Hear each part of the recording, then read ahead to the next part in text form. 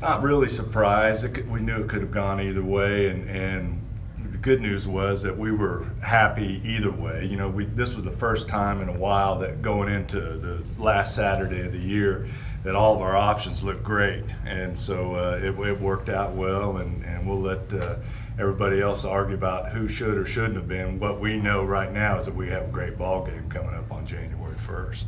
This will be the third time these guys have played in the college football playoffs the last 3 years.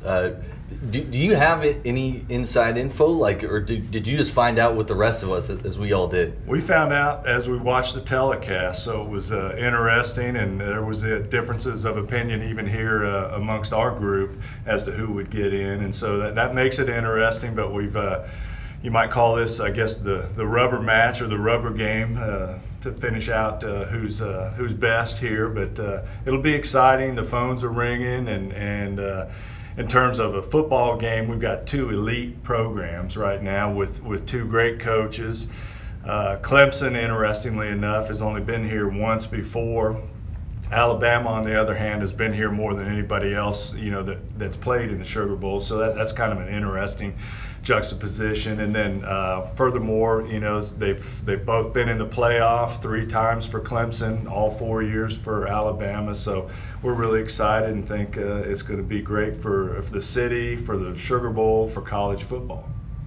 From a tourism standpoint, I mean, you know, it's got to be it's a drivable for both, right? Early indications are it's going to be a home run for us. We're really excited about that.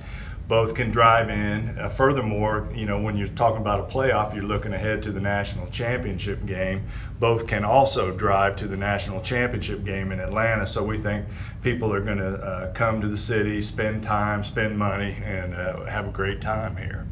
Any new twists on the experience just in this type of playoff setting again? Well, for the fans, yes. We've got a New Year's Eve celebration that we've had in the past, but it's been amped up, and it's part of the ABC's Dick Clark Rockin' New Year's Eve that goes on that night. So that's something different from the last time they were here. We've got the New Year's Eve parade that we do through the French Quarter that'll be exciting. From the school perspective, though, and the team, this is really a business trip. And so we kind of front load the week for them with showing them around the first few days, but then it really turns into getting serious and getting focused on the game itself the back half of the week, and we'll do everything we can to make sure that they're ready to play on January 1st. When do you expect the teams to get here, Jeff? We're expecting that they'll probably arrive on December 27th, though we don't know that for sure at this point in time, but we should know that early this week. After last year, this has to be a real blessing for you and the organization, right? This is a great deal. You wait 3 years to host the semifinal, and for it to come out like this, like I said, a home run for us is great. You don't know what you're going to get, but again, 2 giant programs with great track records, and we really think it's going to be a good football game. Already the hue and cry for